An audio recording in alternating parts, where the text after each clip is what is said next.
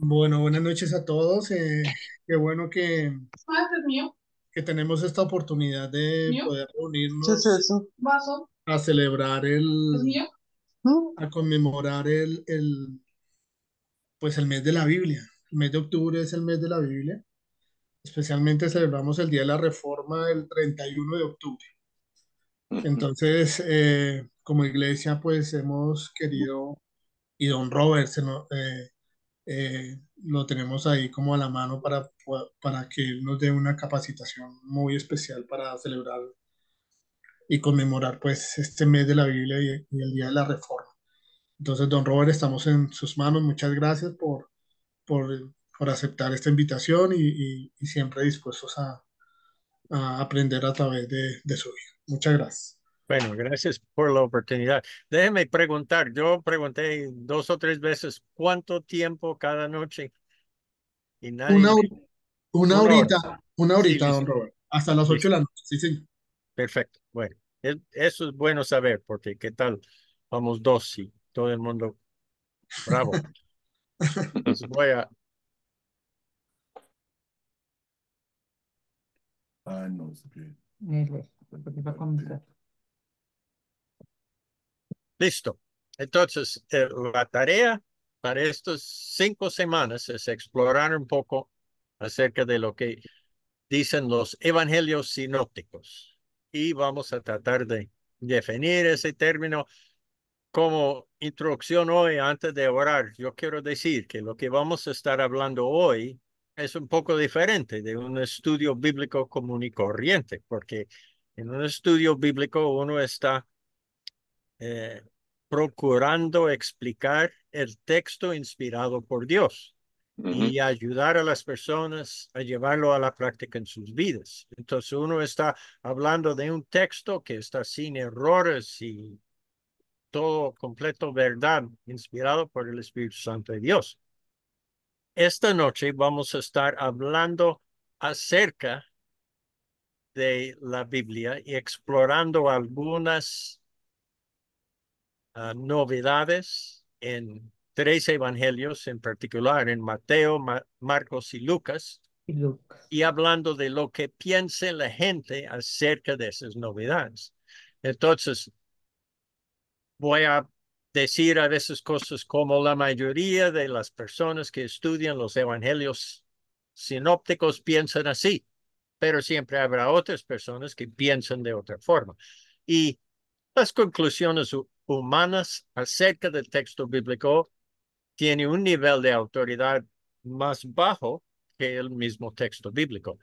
Entonces, de pronto se preguntará, ¿por qué estudiar esto entonces? Y espero que al final de lo que hacemos esta noche habrá una respuesta a eso, porque las cosas que podemos aprender acerca del texto bíblico nos ayudará a dar una interpretación tal vez más seguro y más de más ayuda al mismo texto bíblico. Entonces, pues, eso como introducción y por favor acompáñame en la oración.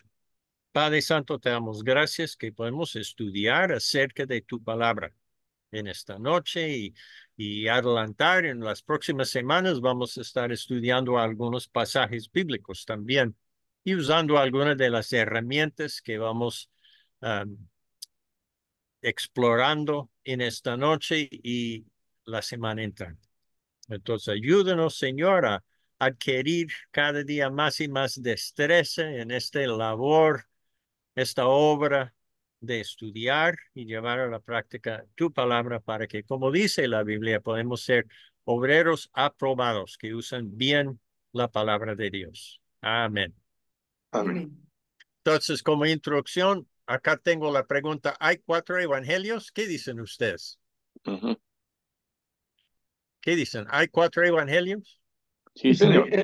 en el Bueno, canon, sí, en el canon hay cuatro, ¿qué pero dice? que en el canon hay cuatro, pero por fuera hay más. Ah, bueno, el hermano Germán está en la verdad, allá sí, hay más afuera del canon, pero Yo vamos diría a, que hay un solo evangelio y cuatro narradores, Versiones. cuatro interpretaciones de ese evangelio, que el evangelio es uno solo, las buenas nuevas.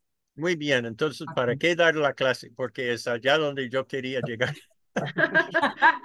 Sí, la verdad es que hay un solo evangelio, pero hay 4 personas que escribieron, según Mateo, según Marcos, según Lucas y según Juan, pero están hablando del mismo evangelio.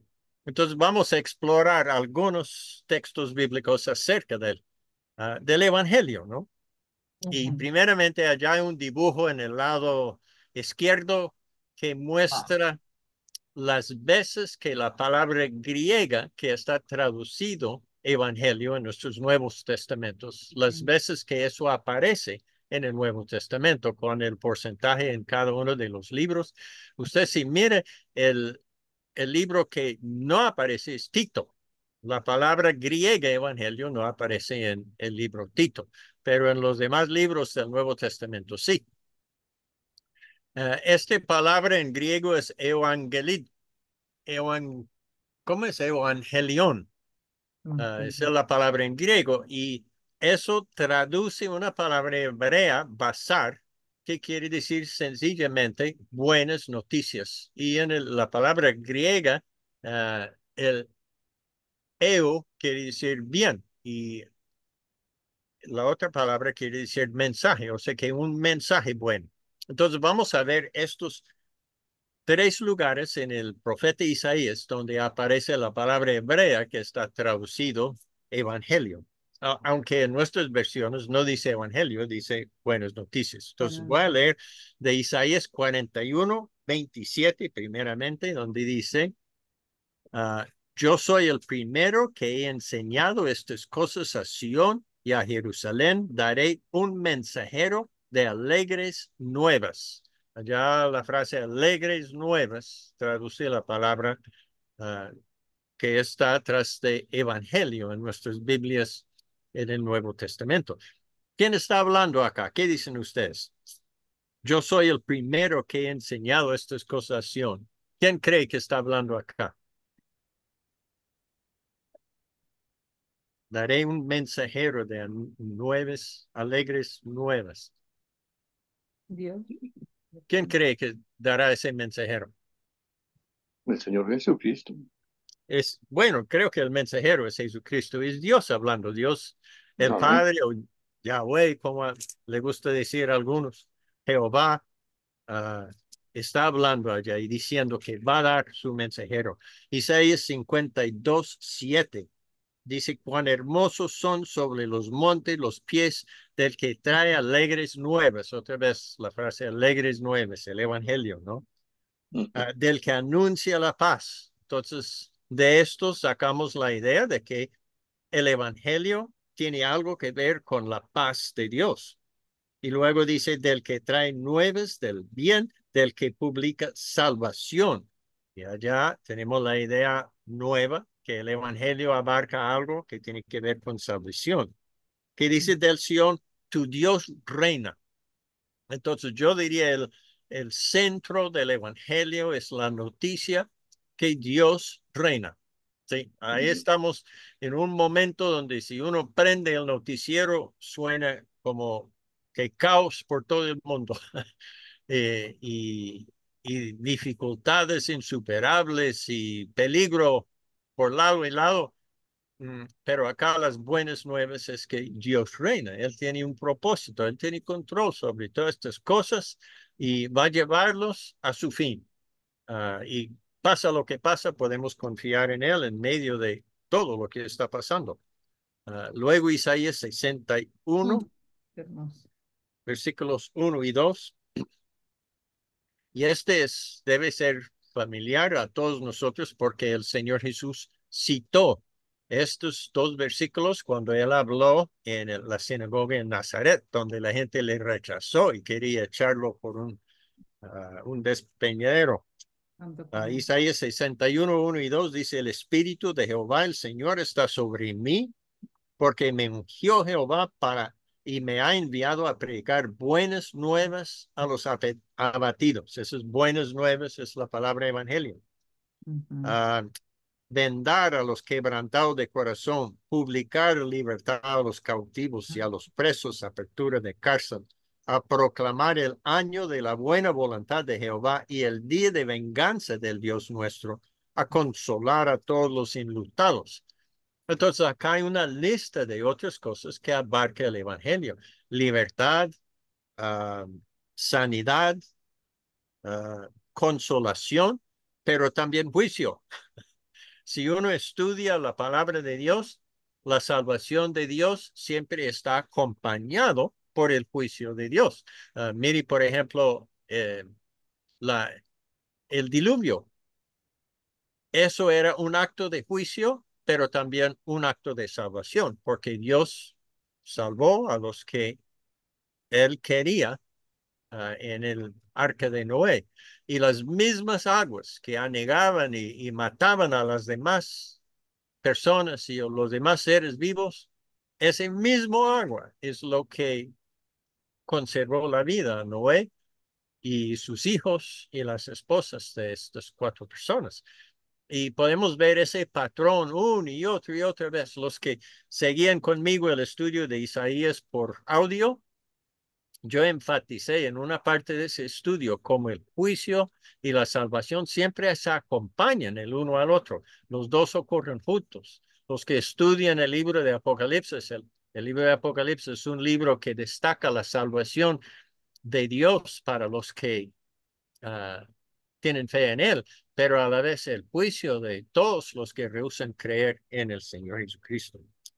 Entonces, si seguimos más adelante a los evangelios, empezamos con Marcos 1:1.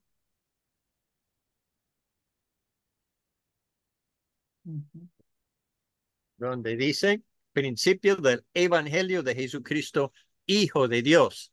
Y luego 1:14 y 15, el mismo evangelio de Marcos 1:14 y 15, donde dice, después que Juan fue encarcelado, Jesús vino a Galilea predicando el evangelio del reino de Dios. Otra vez vemos que el evangelio está asociado con la idea que Dios reina, ¿sí? El reino de Dios, diciendo, el tiempo se ha cumplido, el reino de Dios se ha acercado. Ese es el meollo, el centro del mensaje. El reino de Dios se ha acercado. Y luego arrepentíos y creed en el evangelio. Entonces hay un solo evangelio, está asociado con el reino de Dios, con salvación, con libertad, con sanidad y también con juicio. El mensajero que anuncia esas buenas nuevas es el Señor Jesucristo. Él lo anuncia con sus palabras y con su vida, porque su vida es una proclamación del evangelio. El trabajo principal del Señor Jesucristo durante los 3 años de ministerio público era anunciar el evangelio. Él también sanaba, también echaba fuera demonios y hacía diversos milagros, pero todo eso era para respaldar el anuncio de estas buenas nuevas. Primera de Corintios 15, 1-8 es muy familiar para nosotros. Esas son las palabras del apóstol Pablo. Para resumir, habla de que Jesús vivió, murió por nuestros pecados, fue sepultado y resucitó el tercer día y apareció a varias personas. Y si creemos en eso, si permanecemos en esa fe, tenemos la salvación de nuestras almas.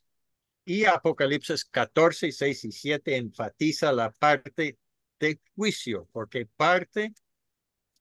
una parte integral del evangelio, de las buenas nuevas, es el juicio de Dios también. Muchas veces no se escucha mucho en las predicaciones del evangelio acerca del juicio de Dios, pero Apocalipsis 14, 6 y 7 dice de esta manera: vi volar por en medio del cielo a otro ángel que tenía el evangelio eterno para predicarlo a los moradores de la tierra, a toda nación, tribu, lengua y pueblo, diciendo a gran voz, temed a Dios y dadle gloria, porque la hora de su juicio ha llegado. Adorad a aquel que hizo el cielo y la tierra, el mar y las fuentes de las aguas. Entonces otra vez es como Jesús decía, el juicio de Dios se acerca, el reino de Dios se acerca, arrepentíos y creer el evangelio, porque esa es la esperanza que tenemos nosotros. Y si quiere, pues mirar al dibujo en la parte izquierda abajo, yo tengo colores, los colores principales que hay en el mundo físico, el mundo creado, son azul, rojo y amarillo. Esos colores que combinan para hacer todos los demás colores. Entonces yo decidí colorear Mateo azul, Marcos rojo y Lucas amarillo. Es como la luz del sol, que cuando a veces se da en una gota de agua o en un vaso y se ve todos los colores del arco iris. O después de la lluvia, cuando el aire está lleno de goticas de agua, vemos el arco iris en el cielo y eso está compuesto de todos los colores. Pero el color blanco contiene todos estos otros colores. Y cuando se combina uno con el otro, pues eso más o menos es lo que estamos estudiando cuando estudiamos lo que decimos los evangelios sinópticos. Entonces vamos a ver, vuelvo a la pregunta, ¿hay 4 evangelios? La hermana contestó, Sí. no, hay uno solo. Y estoy de acuerdo, un solo evangelio, pero hay 4 documentos en el Nuevo Testamento, cada uno de los cuales da una perspectiva distinta sobre el evangelio. Es por eso que decimos según Mateo, según Marcos, según Lucas y según Juan. El resto del Nuevo Testamento nos enseña cómo apropiar esas buenas noticias del evangelio en nuestras vidas, en nuestras comunidades, nuestras familias, en todo el mundo. Entonces, llegamos a la idea de los evangelios sinópticos. Entonces, la palabra sinopsis es una palabra compuesta de 2 palabras griegas que quiere decir ver juntos, no más.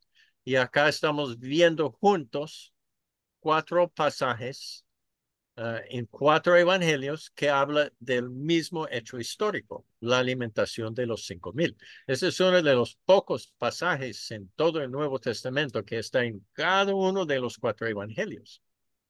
Entonces, el estudio sinóptico de los evangelios es notar las semejanzas y las diferencias entre las 4 narraciones del mismo evento.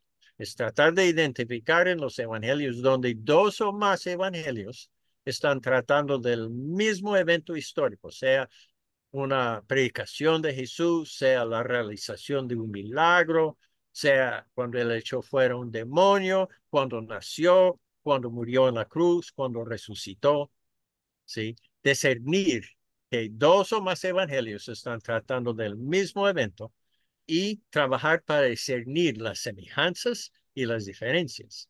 Y acá he usado algunos colores para resaltar, por ejemplo, la frase un lugar desierto aparece en Mateo, Marcos y Lucas, pero no en Juan.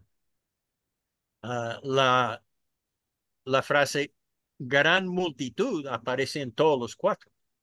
¿Sí? La frase en una barca aparece en Mateo y Marcos nomás. Y la frase y cuando la gente le siguió aparece solo en Mateo y Lucas. Por ejemplo, ese es lo que es el estudio sinóptico de los evangelios. Es poner 2 o más versiones del mismo evento lado a lado y ir discerniendo las semejanzas y las diferencias entre los evangelios. Entonces, hay gente que ha dedicado su vida a este estudio. El dibujo acá en el lado izquierdo da los resultados de todos esos estudios. Ahí tiene los 13 evangelios que llamamos los evangelios sinópticos. La verdad es que el evangelio de Juan es bastante diferente, pero Mateo, Marcos y Lucas tienen muchas semejanzas y también muchas diferencias. Entonces, este es un resumen de lo que el estudio sinóptico de esos 3 evangelios, Mateo, Marcos y Lucas, ha descubierto. Y puede ver allá en este dibujo, el color negro representa palabras que están idénticas en los 3 evangelios, en Mateo, Marcos y Lucas. Y puede ver que 76% de Marcos está en Lucas y Mateo también, así palabra por palabra exactica. Y eso es comparando relatos históricos, narraciones del mismo evento. Entonces, podemos decir, la gran mayoría de Marcos aparece con las mismas palabras en Mateo y Lucas. Ahora hay una cantidad más pequeño que aparece en Marcos y Lucas. Se puede ver el verde allá, dicen Marcos y Lucas. Eso abarca más o menos 1% de Lucas y un 3% de Marcos. Hay una porción más grande. Usted puede ver el rojo en el lado derecho, Marcos y Mateo. Un 18% del Evangelio de Marcos aparece en Mateo y abarca un 10% del Evangelio de Mateo. La verdad es que Mateo y Lucas son más grandes, tienen más palabras que Marcos. Eso está representado por el hecho de que el círculo que representa Marcos es más pequeño. Lucas y Mateo son casi idénticos en el número de palabras que tienen. Y se puede ver que solo un 3% del Evangelio según Marcos es exclusivo a Marcos. O sea que no aparece esas palabras en ningún otro evangelio, solo en Marcos. Y vamos a explorar cuáles son algunos de esos pasajes más adelante. Se puede ver también de este dibujo de los 3 evangelios, Lucas es el evangelio que tiene el porcentaje más grande que es exclusivo a él. O sea que Lucas relata cosas que no aparecen en ninguna otra parte de la Biblia. Un 35% del evangelio de Lucas es exclusivo a él. Y vamos también a descubrir y hablar un poquito de lo que es característica de Lucas. Un porcentaje más pequeño en Mateo, un 20% de Mateo aparece allá en ese evangelio solamente. Luego hay otra cosa que los eruditos llaman doble tradición. Ese es el azul que se ve en la parte abajo de este dibujo. Eso es palabras que aparecen en Lucas y Mateo, pero no en Marcos. Y eso incluye, por ejemplo, los detalles de la tentación del Señor Jesucristo, el nacimiento del Señor Jesucristo. Marcos no habla nada de eso, pero Lucas y Mateo ambos tienen su relato extendido acerca de eso. Marcos, el relato en Marcos de la resurrección de Jesús es cortico, unos pocos versículos, unos 6 versículos. En Mateo y Lucas es mucho más largo, con más detalle. Entonces, eso, los eruditos llaman eso lo que está en Mateo y Lucas, no más doble tradición. Y ese porcentaje muy grande que está en todos los 3 evangelios representado acá en el negro, lo llaman triple tradición porque el mismo relato aparece con las mismas palabras en 3 de los 4 evangelios. Entonces, ese es un resumen de lo que han descubierto al estudiar los evangelios sinópticos. Entonces, se habla del problema sinóptico. El problema sinóptico es el intento de entender cómo Mateo, Marcos y Lucas llegaron a tener tanta similitud y a la vez tantas diferencias entre ellos. ¿Qué es lo que pasó? Y la mayoría de los estudiosos creen que existe alguna dependencia literaria entre ellos. Ahora, yo como profesor a veces tengo que leer trabajos escritos de estudiantes. Y si yo leo 2 trabajos escritos y encuentro párrafos completos que contienen exactamente las mismas palabras, yo llego a la conclusión que o ellos 2 copiaron algo que encontraron en el internet o se copiaron el uno al otro. Entonces los rajo. ¿Por qué? No están presentando su propio trabajo, sino el trabajo de otro. Eso se llama, ¿cómo se llama, Pablo? Plagio. Plagio. Copia. Plagio. Se llama plagio y Plagio y nosotros es lo delito. consideramos malo en el mundo académico, ¿no? O cuando estamos enseñando en el colegio o en la universidad. No hay que hacerlo. Y los catálogos de las universidades dicen, si el profe le coge haciendo plagio, le rajo, le da un 0 para ese trabajo. Eso es lo normal. Pero acá lo que estamos encontrando es que alguien copió a alguien. Acá. Esto no era considerado malo.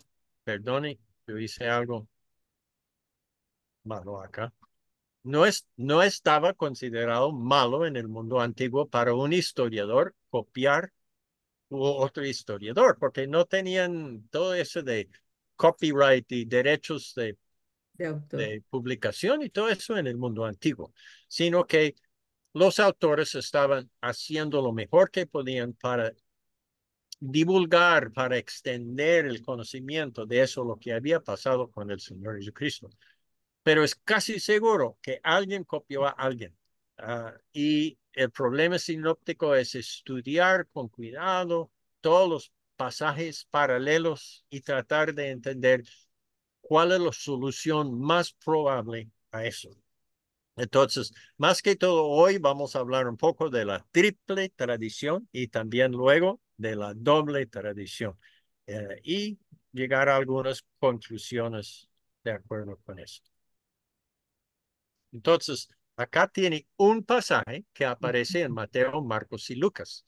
Y eso es donde el leproso llega al Señor Jesucristo y le dice, si quieres, puedes limpiarme. Entonces, yo tengo que... y lo que he hecho, yo usé los mismos colores acá que usé al comienzo, azul para Mateo, rojo para Marcos y amarillo para Lucas.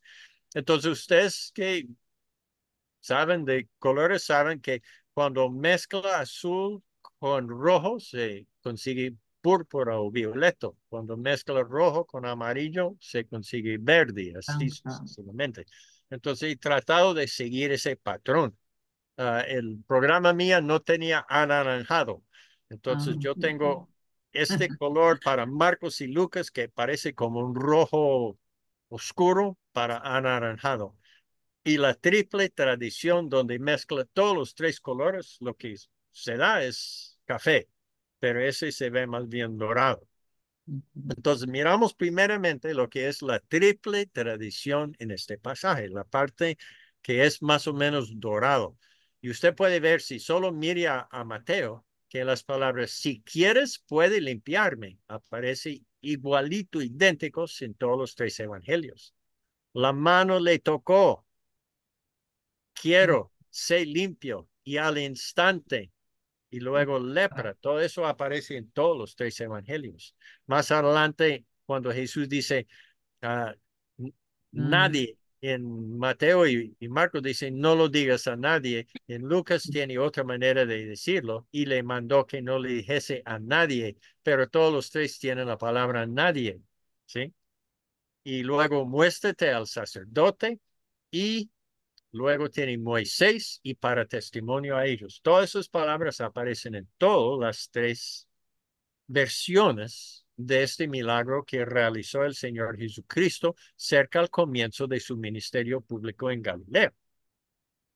Usted puede ver que Marcos tiene bastantes palabras acá que no aparecen en ningún otro evangelio en este caso. Y también Lucas tiene bastantes palabras. El amarillo es Lucas solamente. Es interesante ver que en este pasaje no hay muchas palabras que aparecen en Mateo y Lucas, pero no en Marcos. Esto no es parte de la doble tradición, solo unas pocas palabras. Pero lo interesante es estudiar lo que aparece en Mateo y Marcos, pero no en Lucas, y lo que aparece en Marcos y Lucas, pero no en Mateo. Y vemos que hay bastantes palabras que aparecen en Mateo y no, perdone, no más bastantes, algunas palabras que aparecen en Mateo y Marcos, pero no en Lucas. Por ejemplo, Mateo y Marcos tienen vino un leproso y Lucas lo dice en otra forma, que es que lo dice Presentó. lleno de lepra, dice. Tiene otra manera de decir la misma cosa. No lo llama un leproso, sino una persona lleno de lepra. Y así sucesivamente. O sea que es casi seguro que Lucas y Mateo tenían el Evangelio de Marcos cuando redactaron este y cada uno hacía ciertos cambios a Mateo y, digamos, ciertos cambios a Marcos para redactar su propia versión de este.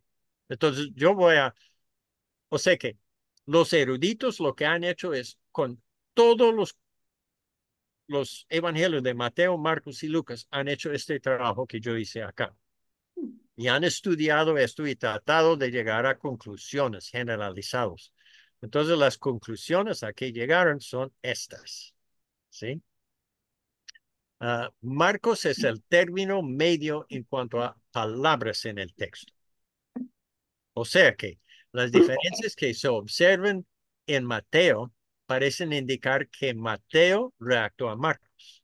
Y las diferencias que observan en Lucas parecen indicar que Lucas redactó a Marcos. Y como el hecho de que hay muy pocos lugares en la triple tradición donde Mateo y Lucas tienen las mismas palabras y que no aparecen en Marcos, indica que la, quien copió fue Mateo y Lucas. No es que Marcos copió a Mateo y Lucas, sino que Mateo y Lucas copiaron a Marcos y cada uno agregaba algunas palabras, cambiaba algunas palabras o omitieron algunas palabras según, uh, no digo el gusto, más bien según el propósito de cada uno en narrar el Evangelio. También cuando estudia el orden, porque ustedes seguramente han observado que el orden de sucesos en los cuatro evangelios no es idéntico. Pero Marcos otra vez resulta el término medio en cuanto al orden de las cosas que narran los tres evangelios. Cuando Mateo cambia el orden de Marcos, Lucas lo preserva. Cuando Lucas cambia el orden de Marcos, Mateo lo preserva. Y no hay ninguna parte en el Nuevo Testamento donde Mateo y Lucas tienen un orden igual que es diferente del orden de Marcos. Donde Mateo y Lucas son idénticos en el orden de sucesos, eso es el orden que aparece en Marcos. Entonces, otra vez concluimos que Marcos es el término medio en la triple tradición. O sea, es casi seguro que Marcos fue el primer evangelio escrito, aunque en nuestras Biblias, en el Nuevo Testamento, aparece Mateo primero, pero cronológicamente es casi seguro que Marcos fue escrito primero y que Mateo y Lucas tenían una copia escrita del Evangelio de Marcos como una de las fuentes de información que usaban para escribir. ¿Sí? ¿Alguna pregunta hasta el momento? Vamos a ver qué es el significado o la importancia de eso un poquito más adelante. Pero por ahora, tenga en cuenta esta idea, que Marcos es el primer evangelio escrito, probablemente, y que es el término medio entre Mateo y Lucas. Vamos a seguir con la doble tradición. Y en la doble tradición, acá tenemos un ejemplo corto de la doble tradición. Eso viene de la predicación de Juan el Bautista. Y usted puede ver el verde allá. Si azul es Mateo y amarillo es Lucas, azul y amarillo cuando lo mezcla le da verde. Entonces yo tengo verde, las cosas que son idénticas en Mateo y Lucas. Y usted puede ver que la gran mayoría del texto es verde, idéntico, ¿sí? Entonces hay unas pocas diferencias en Mateo, en versículo 9, Mateo usaba la palabra y no penséis decir de entre vosotros mismos. Y luego dice, y no comencéis a decir de entre vosotros mismos. Cambió una palabra, alguien cambió una palabra, ¿sí? Al comienzo, Mateo dice, al ver él que muchos de los fariseos y de los saduceos venían a su bautismo, les decía. Y Lucas dice, y decía a las multitudes que salían para ser bautizados por él. Oh, entonces vemos que a Lucas no le interesaba el detalle que los fariseos y saduceos venían al bautismo, sino estaba contento con multitudes. Entonces, ¿qué podemos concluir de esto? Hay tres posibilidades y creo que los tengo acá. Es posible que Mateo y Lucas están redactando un texto de un tercer documento del cual no existe ninguna copia hoy. La mayoría de los que estudian los evangelios sinópticos creen que eso es lo que pasó. Otra posibilidad es que Lucas tuvo una copia de Mateo e hizo cambios a ese documento. Es casi imposible que Mateo copió a Lucas.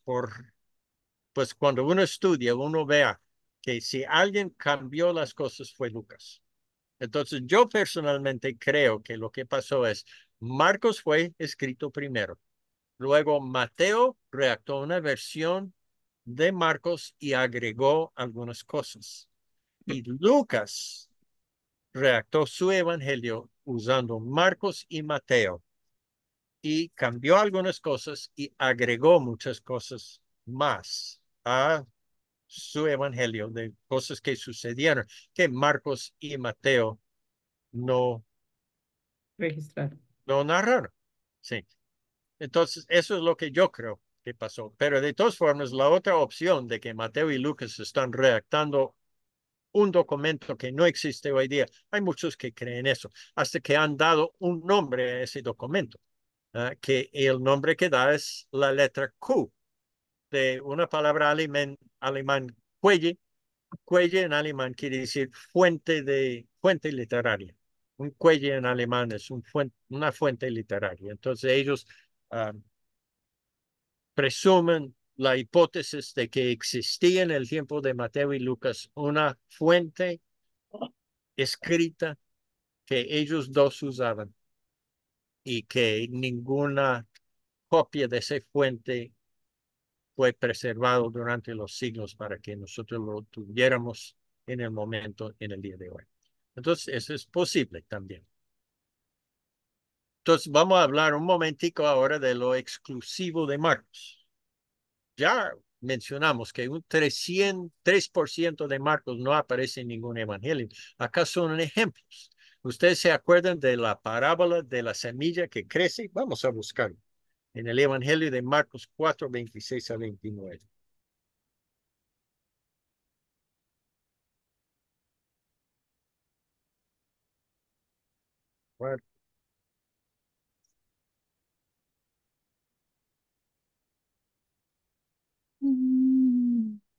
Marcos 4, 26 a 29. Dice así: así es el reino de Dios, como cuando un hombre echa semilla en la tierra y duerme y se levanta de noche y de día, y la semilla brota y crece sin que él sepa cómo. Porque de suyo lleva fruto la tierra, primero la hierba, luego espiga, después grano lleno en la espiga. Cuando el fruto está maduro, enseguida se mete la hoz, porque la siega ha llegado. Eso no aparece en ninguna otra parte de la Biblia. Ese es exclusivo a Marcos. Y se acuerda de la sanidad del sordo mudo en Marcos, donde Jesús escupe y luego coloca sus dedos en el oído del sordo mudo y toca la lengua con su saliva. Eso no está en Mateo o Lucas. Y la sanidad del ciego, que es en dos partes, donde el ciego primeramente ve a los hombres como árboles que andan. Y luego Jesús hace algo más. Y en este también él escupió y creo que untó los ojos del ciego con la saliva. Eso aparece en Marcos, pero no en Mateo, ni en Lucas, ni en ninguna otra parte del Nuevo Testamento. Pero son pocos los relatos que aparecen en Marcos y en ningún otro evangelio. Exclusivo de Mateo, un 20% del libro de Mateo es exclusivo a él. Y Mateo es el evangelio que más enfatiza la enseñanza de Jesús. Mateo tiene, como vamos a ver en una de las semanas, en 15 días más o menos, vamos a enfocarnos en Mateo un poquito más. Él tiene 5 bloques grandes de enseñanza de Jesús. Uno es el Sermón del Monte, otro sobre discipulado, otro sobre las últimas cosas, y así sucesivamente. Y varios de esos bloques grandes de enseñanza de Jesús están en Mateo, pero no en Marcos ni Lucas. parte de la narración del nacimiento de Jesús. Mateo se enfoca desde el punto de vista de José. Él incluye una genealogía de José al comienzo de su evangelio. Es Mateo que habla de que Jesús tenía que huir de Herodes a Egipto y luego regresar a Galilea. Entonces, partes del nacimiento de Jesús exclusivo a Mateo. Y parte de la narración de la muerte y resurrección de Jesús. Por ejemplo, Mateo es el único que habla de que algunas personas, después de la resurrección, algunas personas que habían muerto resultaban caminando vivos en la ciudad de Jerusalén. Mateo es el único que habla de eso. Y es Mateo que nos relata la gran comisión, donde Jesús aparece y dice, id y hacer discípulos a todas las naciones, bautizándolos en el nombre del Padre, del Hijo y del Espíritu Santo, y enseñándoles todas las cosas que os he enseñado. Es Mateo únicamente que tiene esa parte en la resurrección del Señor Jesucristo. Y el Evangelio de Lucas es el Evangelio que tiene más harto material que es exclusivo a él, que no aparece en ninguno de los otros dos evangelios, incluido varias parábolas. Por ejemplo, todos los tres hablan de la oveja perdida, pero ahí mismo Lucas agregue la moneda perdida, donde la mujer barre la casa y busca la moneda, y el hijo pródigo, donde es el ser humano perdido y Dios está contento cuando el ser humano vuelve a casa. El papá representa a Dios en esa parábola. El hijo pródigo es exclusivo a Lucas. También la parábola que nosotros llamamos el buen samaritano. Eso es exclusivo a Lucas. El del mayordomo infiel. ¿Se acuerda de él? Que estafaba a su dueño y luego el dueño lo alaba por haberlo hecho, porque dice que es más astuto él. Entonces, estos son exclusivos a Lucas. Varias de las parábolas son solamente en el Evangelio de Lucas. Otra vez, partes de la narración del nacimiento de Jesús. Lucas narra ese nacimiento casi exclusivamente desde el punto de vista de María y no de José. Entonces, tenemos dos ópticas, dos perspectivas sobre el nacimiento del Señor Jesucristo. Sabemos lo que sucedió a José de Mateo. Sabemos lo que sucedió con María de Lucas. Y es Lucas que habla de Zacarías y el nacimiento de Juan el Bautista. Si no fuera para Lucas, no tendríamos ninguna información de dónde salió Juan el Bautista, porque en Marcos se le aparece nomás. Y también en Mateo aparece en el desierto predicando, pero ¿de dónde vino y qué es sus antepasados? No tendríamos idea si no fuera por el Evangelio según Lucas. Y nuevamente partes de la narración de la muerte y resurrección de Jesús. Lucas es el único que relata de ese camino a Emaús y los dos discípulos que se sentaban a comer y descubrieron al partir el pan que el que le acompañaba en el viaje había sido el Señor Jesucristo resucitado. Entonces hay detalles que Lucas narra que ningún otro narra. Lucas tiene la costumbre de tener hombre y mujer. Por ejemplo, en el relato del nacimiento, él tiene el sacerdote, no, que eran las dos personas al final, Ana y Simeón. Entonces él tiene un hombre que habla del Señor Jesucristo y una mujer que habla del Señor Jesucristo. Y vemos eso varias veces a través del Evangelio de Lucas, que él, donde Mateo tiene la costumbre de presentar dos testigos, pero ambos hombres. Lucas muchas veces presenta dos testigos al mismo hecho, pero es un hombre y una mujer.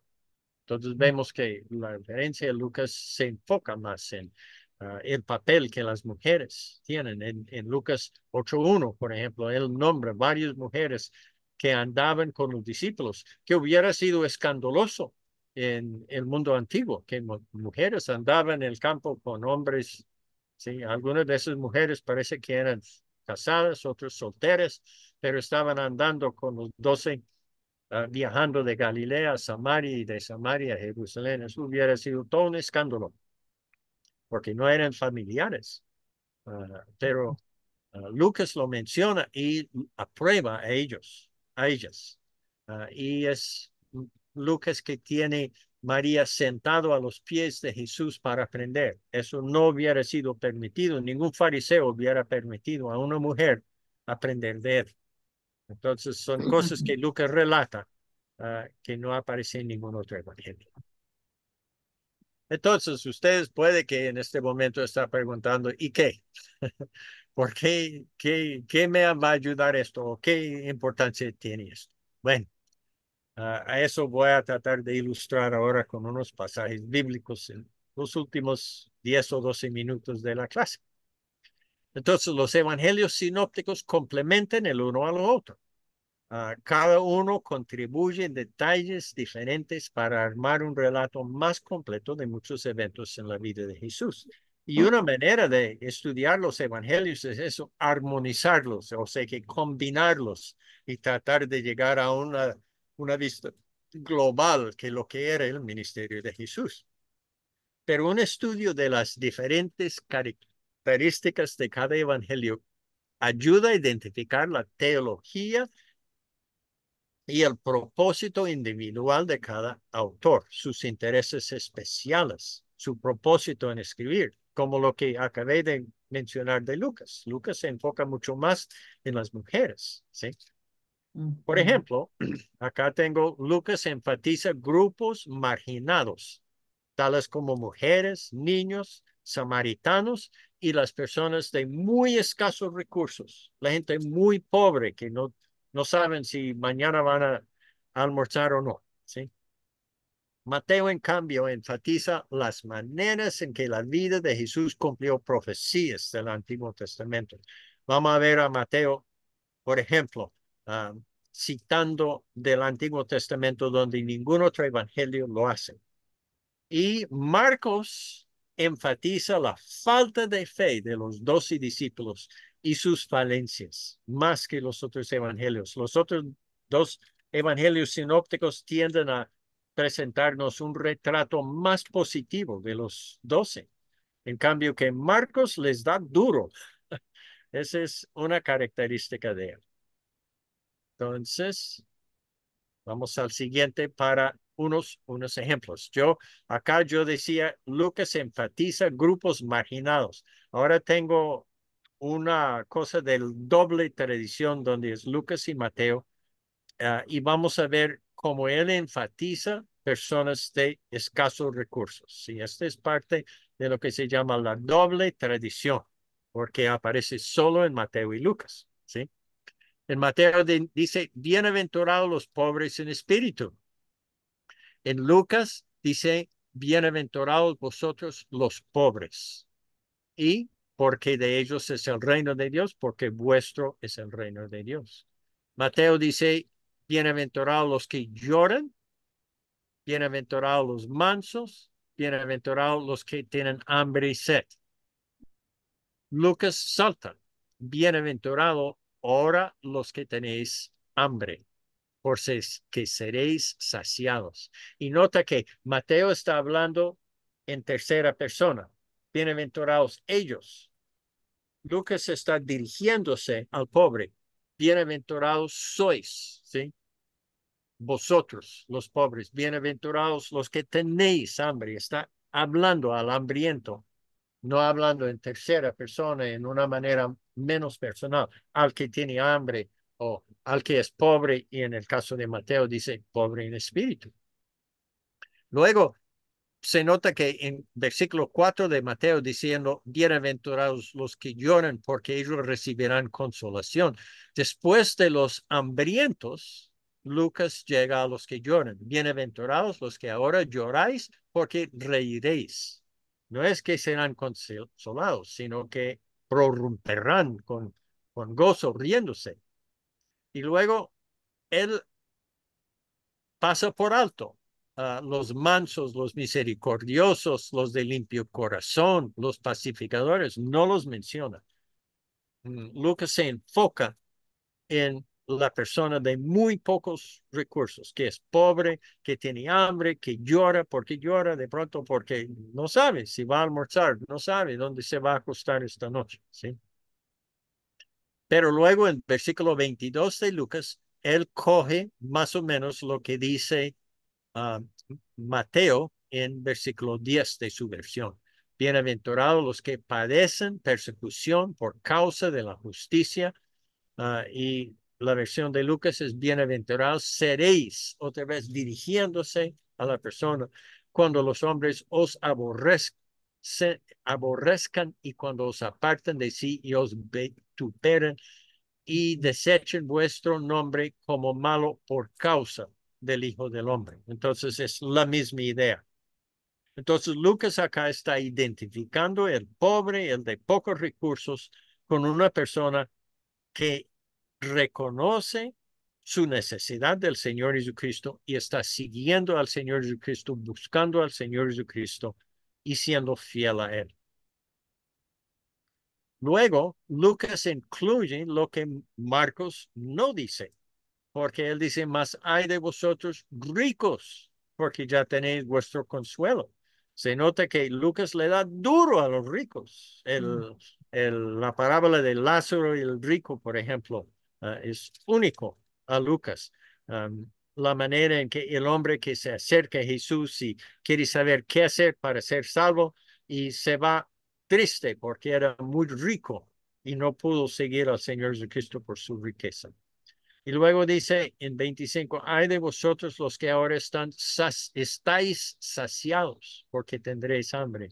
Y hay de vosotros que ahora reís porque lamentaréis y lloraréis. Hay de vosotros cuando todos los hombres hablan bien de vosotros, porque así hacían sus padres con los falsos profetas. Eso es único a Lucas. Entonces podemos ver, combinando estos dos pasajes, empezamos a ver cómo Lucas tiene un interés especial en personas de pocos recursos y se dirige directamente a ellos, una cosa que no aparece en ningún otro evangelio. Entonces yo mencioné acá que Mateo enfatiza maneras en que la vida de Jesús cumple con profecías del Antiguo Testamento. Voy a darles una ilustración acá. Otra vez comparando Mateo y Lucas. Y ese es el nacimiento del Señor Jesucristo.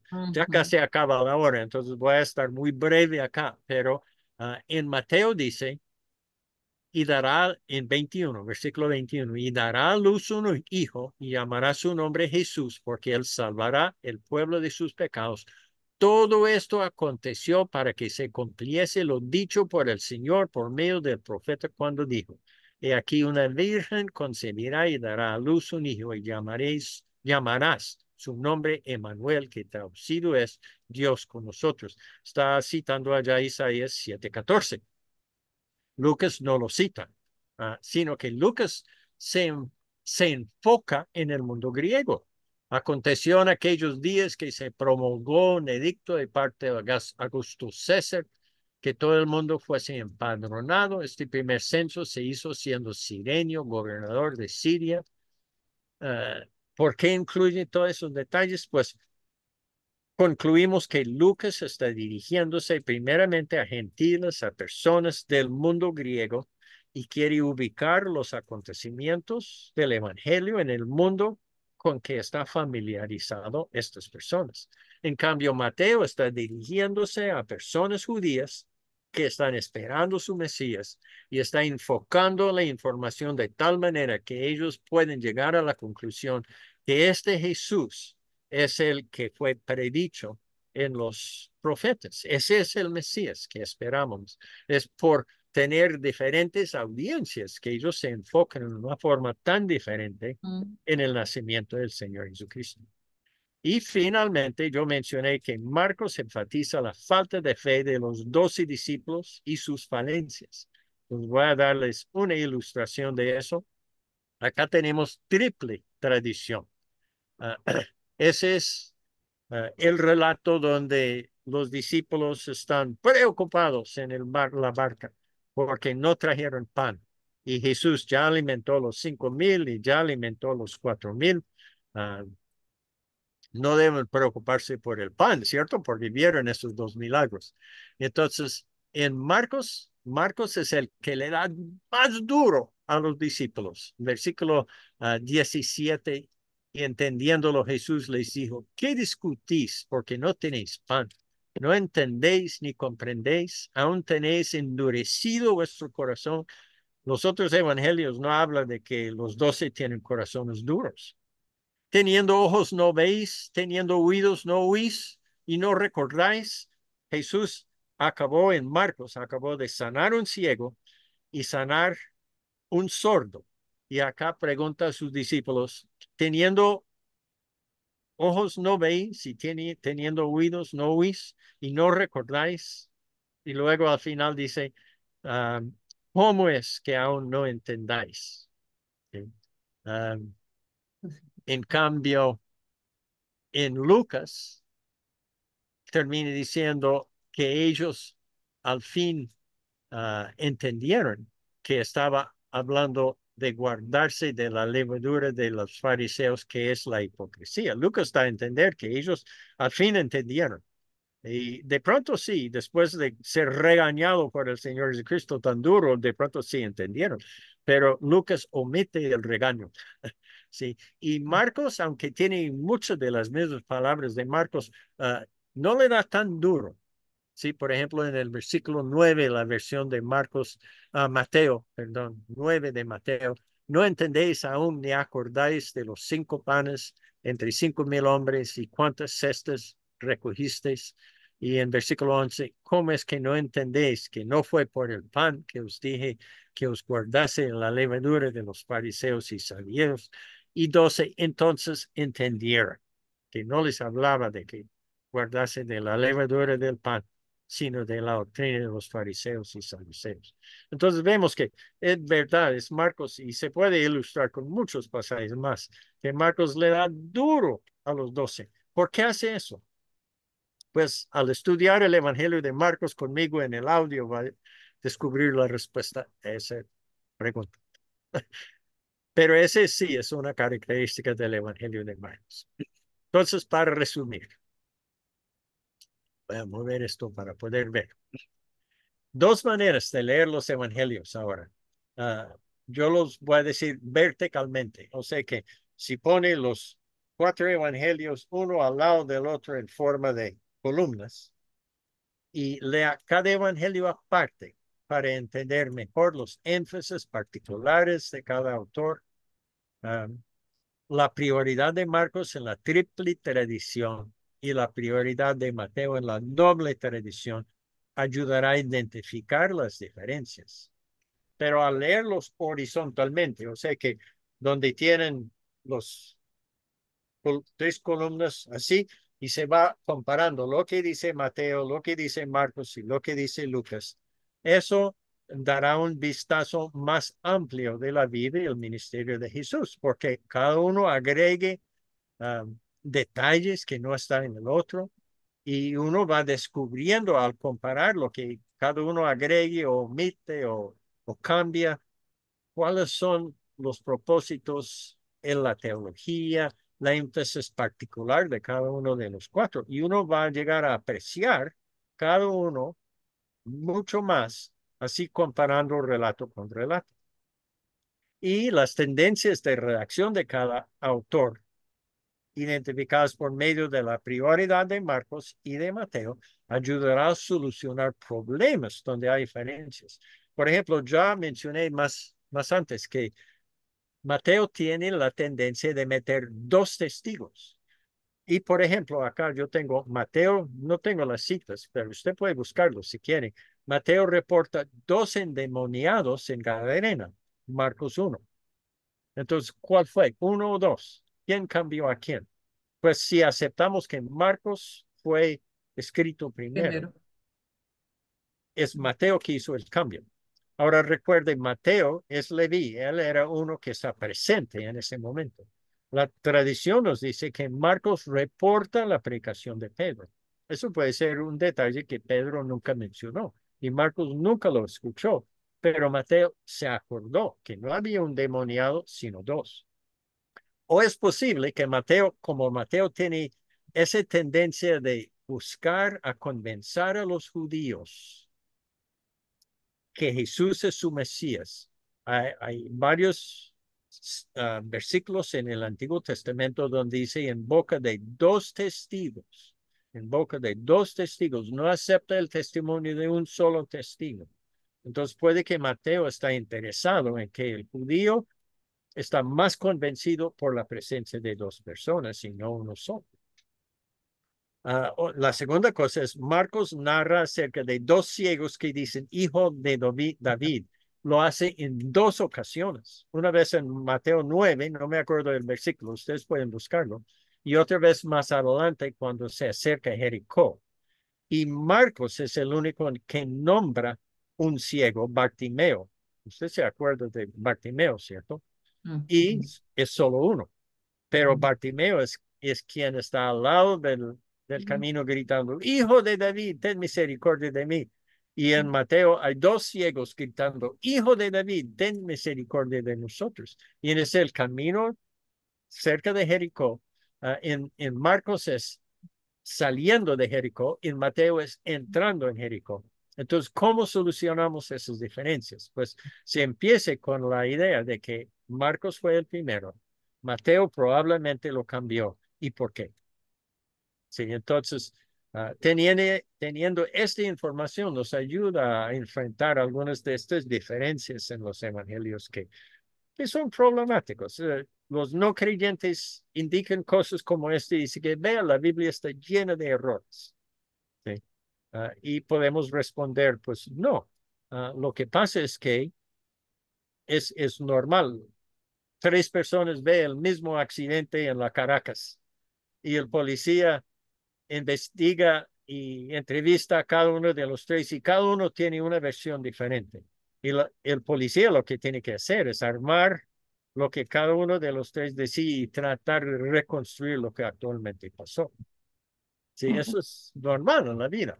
Entonces no hay nada raro en esto de que 3 diferentes personas, uno que estaba presente, otro Marcos que escuchó la predicación de Pedro y otro Lucas que investigó cosas escritas y se entrevistó con varias personas para armar su relato, llegarían a tener algunas diferencias, algunos detalles diferentes cuando narran el mismo suceso en sus 3 versiones. Entonces, hasta aquí por ahora. La meta para mañana, en 8 días es tratar de identificar algunas herramientas útiles para estudiar los evangelios. Y luego la tercera semana vamos a enfocar en cada evangelio, Mateo, Marcos y Lucas, y hablar más de las características de cada uno. Y luego de ahí en adelante vamos a estudiar pasajes en los evangelios y ver cómo toda esa información nos ayuda a sacar más jugo cuando estudiamos la palabra de Dios según Mateo, Marcos y Lucas. Entonces, hermano Gabriel, ¿le gustaría orar para terminar el tiempo? Bendíganos con una oración, hermano Gabriel, por favor. ¿Sí? Padre celestial y Dios amado, Señor. Gracias le damos, Señor, hoy por tu palabra, Señor. Gracias, Señor, por la bendición del Señor de poder comprender, Señor, cada uno de tus evangelios, Señor, y saber que tenemos que complementarlos uno con los otros, Señor, para poder tener una visión totalmente completa de todos los sucesos, Señor, que narran cada uno de estos 4 evangelistas. Guárdanos y bendícenos, Señor, y danos mucha capacidad, Señor, para poder entender tu palabra, Señor. Y danos los oídos del entendimiento, Señor, para cada día, Señor, estar más cerca de ti. En el nombre de Jesús, bendigo a Pastor Robert Simón, Señor, y sus enseñanzas en el poderoso nombre de nuestro amado Jesús. Amén. Y amén. Amén. Entonces yo con mucho gusto